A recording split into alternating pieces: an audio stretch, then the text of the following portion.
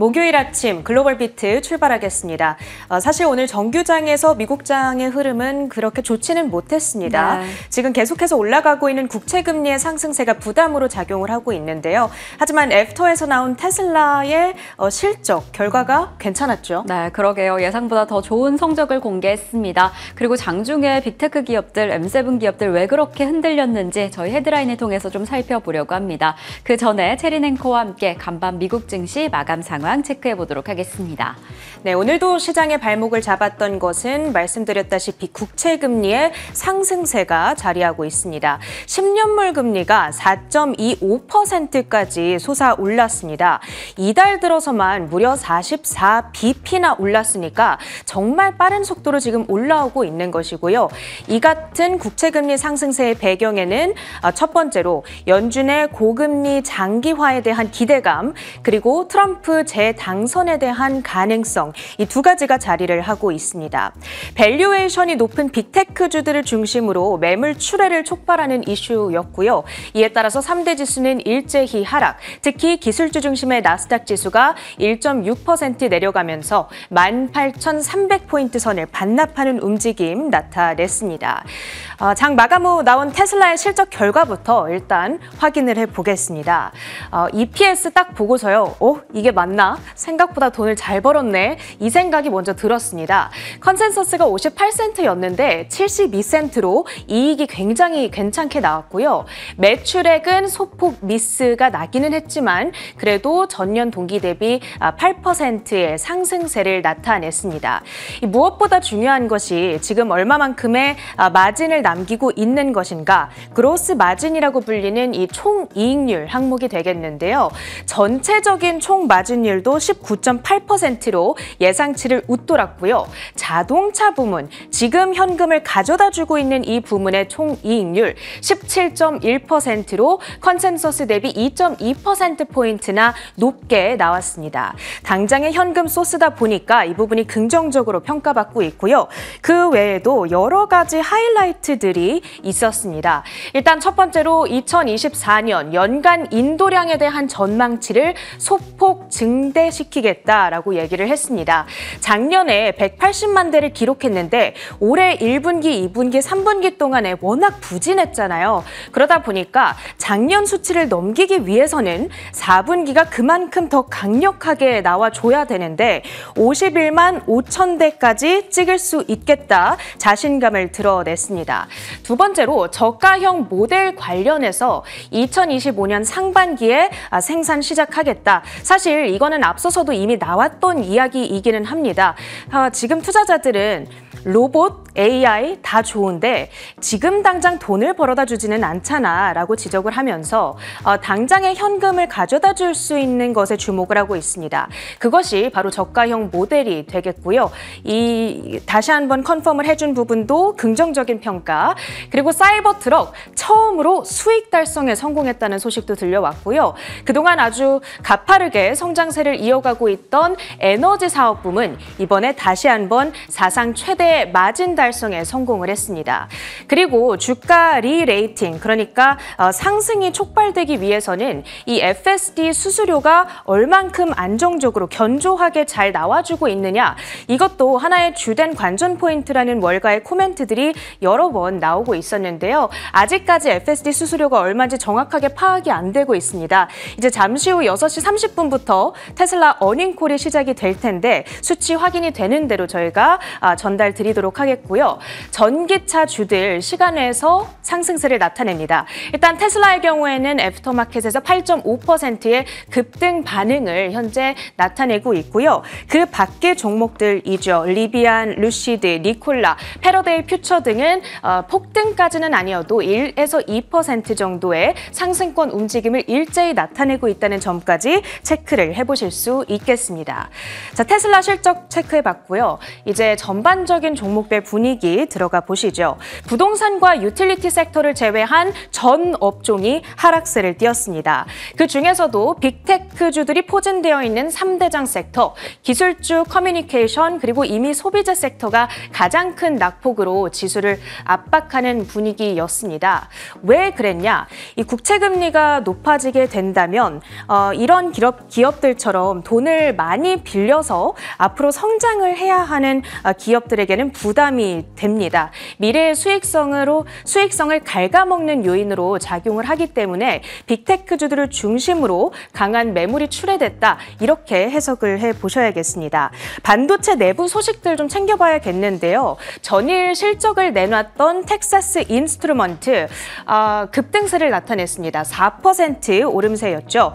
8분기 연속 매출 감소세를 이어가기는 했습니다만 하락률은 이번이 제일 낮았고요. 그리고 PC와 스마트폰, 전기차로 인한 수요 증가가 일어나고 있다. 내년에 대해서 CEO가 직접 낙관적인 발언을 내놓으면서 주가는 4%의 급등세, $200 선을 돌파한 채 거래를 마쳤습니다. 그런 한편 나머지 반도체주들의 분위기는 좋지가 못했습니다. 일단 엔비디아가 3% 가까운 하락, 브로드컴과 퀄컴 역시도 3%대의 낙폭으로 진행이 됐는데요. 이 퀄컴의 경우에는 오랜 파트너사였던 암홀딩스와 지금 라이선스 계약에 대한 분쟁이 심화하고 있는 분위기. 여기에 대한 자세한 내용은 잠시 후 외신 파트에서 정리를 해드리도록 하겠습니다. 퀄컴과 암의 주가는 모두 급락이었습니다. 퀄컴은 3%대, 암홀딩스는 6.7%의 폭락권에서 거래를 마무리했습니다. 그리고 애플도 크게 밀렸죠. 2.2%의 낙폭을 기록했는데 이 대만의 애플 전문 분석가 범잉치가 분석 노트를 오늘 내놨습니다. 그 애플이 아이폰 16의 생산 주문량을 1,000만 대나 감축시켰다. 이러한 소식이 들려오고 있고요. 이것이 그만큼 수요가 부족하다라는 방증이 아닌가 이러한 이야기들이 나오면서 주가가 밀리는 모습, 이 내용 역시도 잠시 후 외신 파트에서 조금 더 상세하게 다뤄드리도록 하겠고요. 애플의 주가는 오늘 정확하게 $230 선을 터치하면서 거래를 마무리합니다. 그리고 그 밖의 특징주 가운데서는 맥도날드가 5%의 낙폭을 기록했습니다. 이 전일 미국에서 대장균 감염 사고가 발생했다는 소식이 들려왔죠. 한 명의 사망자까지 발생했기 때문에 지금 사안이 굉장히 심각합니다. 시장에서도 영향을 피해갈 수는 없었는데요. 맥도날드의 주가 오늘 $300 선 이탈 나타났습니다. 그 밖의 특징주들인데요. 코로나 시기에 우리가 참 많이 들었던 이 펠로톤, 운동기구 만드는 회사가 되겠습니다. 전설적인 투자자라는 별명이 가지고 있고요. 그리고 이 헤지펀드 업계에서 거물급 인물로 또 알려져 있는 데이비드 아인혼이 지금 펠로톤의 주가가 상당히 저평가되어 있다. 이런 평가를 내놨습니다. 그러면서 펠로톤은 장중에 11%의 폭등권으로 바로 치솟는 움직임이 나타났고요. 오늘 $6.27의 거래를 마무리합니다. 계속해서 이 같은 상승세를 이어가게 될지 당분간 주시를 해보셔야겠고요. 스피릿 항공의 경우에는 프론티어 항공이 인수를 추진 중이라는 월스트리트저널의 보도에 따라서 주가가 46%의 급등세, $3 선을 회복하면서 마무리했습니다. AT&T의 경우에는 오늘 실적 결과가 들려왔습니다. 3분기 EPS와 매출 모두 기대를 웃도는 수준으로 발표가 됐습니다. 무선 가입자 수 증가폭은 기대를 소폭 밑도는 수준이기는 했습니다만 그럼에도 불구하고 호실적이다라는 부분에 대해서 긍정적인 평가 받아가면서 4.6% 급등세를 기록하고요. 마지막으로 오늘도 트럼프 트레이드 발견이 됐습니다. 트럼프 미디어가 4.4%, 그 밖에 관련주로 분류되는 모바일 광고 소프트웨어 기업 펀웨어가 20%대, 그리고 보수 성향의 이 비디오 업체가 되겠습니다. 럼블의 경우에는 4% 하락 마감하긴 했지만 장중에는 8% 솟아오르기도 했다는 점 체크를 해드립니다. 특징주 마무리하고요. 주요 외신 헤드라인들 이어갑니다. 네, 이어서 글로벌 헤드라인으로 이어갑니다. 이렇게 빅테크 기업들, 기술주 중심의 낙폭이 좀 크게 확인되었던 간밤이었는데 경제 지표 또한 부진했습니다. 9월 주택 구매 지수가 전분기 대비 1%가량 하락하면서 14년 만에 최저 수준을 기록했다라고 하는데요. 어떠한 내용일지 자세한 부분 체크해 보도록 하겠습니다. 9월 미국 주택 판매가 연간 환산 기준 348만 대에 그치며 2010년 10월 이후 최저치를 기록했습니다. 139만 채의 주택이 매물로 나와 8월 대비 1.5% 증가한 수치였지만 팬데믹 이전 평균 수준에는 여전히 못 미칩니다. 그리고 고용시장이 여전히 견고하지만 금리 하락이 예상과 달리 판매량 회복으로 이어지지 않고 있고 대선을 앞둔 소비 심리 위축이 영향을 미친 것으로 보여집니다. 이렇게 9월 주택 판매량 384만 채, 좀 많은 수치가 아닌가라고 평가를 받았는데 사실 이 수치는 전월 대비 1%나 감소하면서 2010년 10월 이후 최저치다라고 합니다. 지금 이렇게 경제 지표가 부진한 이유 좀 자세히 살펴보니까요. 수요 회복이 좀 미진한 부분이 확인이 되었습니다. 최근에 모기지 금리가 진정되고 있다, 하락되고 있다라고는 했지만 수요가 잘 돌아오지 않고 있는 점, 특히나 공급량도 부족한 부분이 확인이 되었는데요. 아무래도 코로나 시기에, 팬데믹 시기에 저금리로 주택을 구매한 현재 주택 보유자들이 지금 금리가 아직은 좀 높은 수준이다라고 판단을 하면서 매물을 내놓지 않고 있는 상황입니다. 이렇게 매물이 좀 부족해지자 가격이 계속해서 올라가고 있고 이에 따라서 수요 부진이 이어지고 있는 상황입니다. 그리고 이러한 상황 속에서 주택, 지금 시장이 좋지 않은 것을 선거의 원인으로 좀 찾고 있는데요. 지금 두 대선 후보가 조금은 다른 이 주택에 대한 정책을 내놓고 있습니다. 트럼프는 공급에 조금 더 집중을 하고 있고 해리스는 이 수요에 조금 더 집중을 하고 있습니다. 트럼프는 이민자를 추방함으로써 공급량을 늘릴 것이다 라는 정책을 내놓았고 해리스는 최초 구매자에 한해서 25,000달러가량의 세금을 공제하겠다라고 밝히면서 이렇게 상반된 정책으로 인해서 지금 구매자들, 예비 구매자들은 그럼 선거 이후에 불확실성이 해소된 이후에 구매를 하겠다라고 하면서 구매를 계속해서 미루고 있는 상황입니다. 그리고 최근에 금리 인하가 단행됐다라고는 했지만 이 금리 인하 효과가 아직은 주택 시장에 발휘하지 못하면서 지금 좀 속도가 느려지고 있는 듯한 모습인데요. 이렇게 선거에 대한 영향이 주택 시장뿐만 아니라 연준의 베이지북에서도 좀 확인이 되었습니다. 연준의 베이지북 크게 보면 크게 달라지지 않았다라고 하면서 완만한 성장세, 인플레이션의 완만한 둔화가 계속해서 이루어지고 있다라는 평가를 내리기는 했는데요. 그럼에도 불구하고 지금 9월 경제 활동에 큰 영향을 주는 두 가지 요인은 허리케인과 선거의 영향으로 꼽았습니다. 최근에 허리케인이 미국을 강타하게 되면서 관광업이 확실히 둔화하게 되었고 그리고 허리케인의 직접적인 타격을 맞은 해당 지역들에서는 농수산물을 중심으로 이 생산에 좀 큰 영향을 받았다라고 합니다. 그리고 아무래도 선거의 영향을 큰 원인으로 꼽고 있습니다. 이 대선의 불확실성이 9월 경기에 준 영향을 15회나 언급했다라고 합니다. 그러니까 대선이 지금 경제에 영향이다라고 좀 계속해서 탓을 돌리고 있는 듯해 보이는데요. 이 때문에 소비 지출도 줄어들었고 주택 수요도 좀 정체하고 있고요. 제조업 업황도 좀 줄어들고 있는 점이 확인이 되었습니다. 그럼에도 불구하고 고용은 완만한 증가세에 이어가고 있다는 점, 운송 활동과 대출의 수요는 늘어나고 있다는 점을 이번 베이직북을 통해서 공개를 했습니다. 이러한 내용 또 경제에는 어떠한 영향을 미칠지 계속 확인해 보시면 좋을 것 같습니다. 자, 그럼 저희는 계속 이어서 이 빅테크 기업들 안에서 왜 반도체 섹터에 좀 낙폭이 있었는지 이 퀄컴과 암의 소송 이야기를 좀 해보려고 합니다.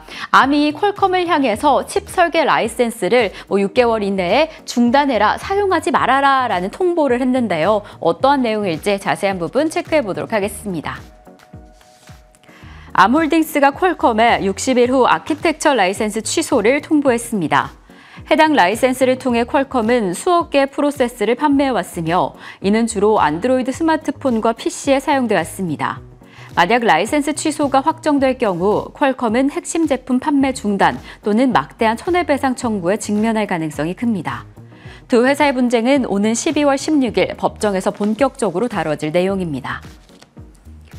이렇게 아미 퀄컴을 향해서 다시 한번 소송 내용을 전달했습니다. 그러자 두 회사는 3%, 4%대의 주가 급락을 그려낸 상황인데요. 만약에 퀄컴이 이 라이센스를 대체하지 못한다라고 한다면 매출에 직접적인 타격이 있을 것으로 보여집니다. 지금 당장 이 기술을 어떻게 대체해야 될까 좀 위기에 처한 상황인데 지금 판매 중단뿐만 아니라 손해배상 관련된 이슈도 이어지고 있습니다. 지금 퀄컴이 암의 명령어 세트를 사용하고 있기 때문에 당장 좀 대체하기 어려울 것이다 라는 전망인데요. 아무래도 이러한 전망은 최근에 이 퀄컴이 스냅드래곤 2024를 통해서 이 암에 의존하지 않고 자체 기술을 사용한 기초부터 자체 기술 설계한 내용을 사용을 했기 때문에 암이 조금 더 자극을 받은 것으로 보여집니다. 사실 암과 퀄컴 사이에서는 2021년부터 이 라이센스 관련된 분쟁이 첨예하게 이어지고 있는 상황이었는데 이번에 퀄컴의 자극으로 인해서 암이 좀 큰 칼을 빼든 게 아닌가라는 생각이 듭니다. 지금 이러한 문제로 모바일 칩 제조사 자체의 투자가 감소하지는 않을까, 반도체 업황이 좀 흔들리지는 않을까라는 우려감이 가득한데요. 그래도 일각에서는 이번 분쟁 잘 마무리가 될 것이다 라는 긍정적인 전망이 더 많습니다. 12월 16일에 어떠한 결론이 내려질지 체크해 보시면 좋을 것 같고요. 이렇게 반도체 업황이 흔들리지 않을까라는 우려감이 조금 있었는데 이 장마감 직후에 공개한 램 리서치의 성적에 따르면 어려운 환경 속에서도 그래도 장비단의 투자가 늘어나고 있는 부분이 확인이 되었습니다. 매출액과 주당 순이익 모두 컨센서스를 상회했습니다. 그리고 전분기 대비 8% 그리고 10%가량의 상승폭을 보이면서 안정적인 성장세를 그려내는 듯한 모습이었는데요. 전망치 역시나 보수적인 수준을 유지했습니다. 그리고 특히나 이번 실적 발표를 통해서 조금 더 주목하실 부분은 바로 현금 보유 상황이었는데요. 이 램 리서치 측에서 전분기 대비 10%가량 많은 현금을 보유하게 되면서 앞으로 투자도 계속 늘리겠다라는 어느 정도의 의지를 확인할 수 있었습니다. 지금 상황이 좋지 않지만 전반적인 업황이 어렵지만 여전히 빅테크 기업들, 반도체 기업들 미래 전망을 향해서 투자를 이어가고 있다라는 의지로 확인을 할 수 있었습니다. 자, 그럼 저희는 계속 이어서 애플의 상황 살펴보겠습니다. 애플도 오늘 2% 넘는 낙폭을 보이며 거래를 마쳤는데요. 사실 장중에 애플의 좀 대표적인 애널리스트 중에 한 명이 이 애플 16에 대해서 생산 축소 전망을 내놓았습니다. 어떻게 하향 축소되었는지 자세한 내용 살펴보도록 하겠습니다. 애플 전문 애널리스트인 거밍치는 아이폰 16 시리즈의 4분기 생산량을 8,400대로 하향 조정했습니다. 이는 이전 예상치였던 8,800만 대보다 줄어든 수치로 지난해 같은 기간 9,000만에서 9,100만 대와 비교해도 크게 감소한 수준입니다. 거밍치는 아이폰 프로 모델보다 일반 모델이 더 크게 타격을 받고 있다며 내년 상반기에는 이러한 출하량 감소와 함께 제품 믹스 변화로 인해 매출 압박이 있을 것이라고 전망했습니다.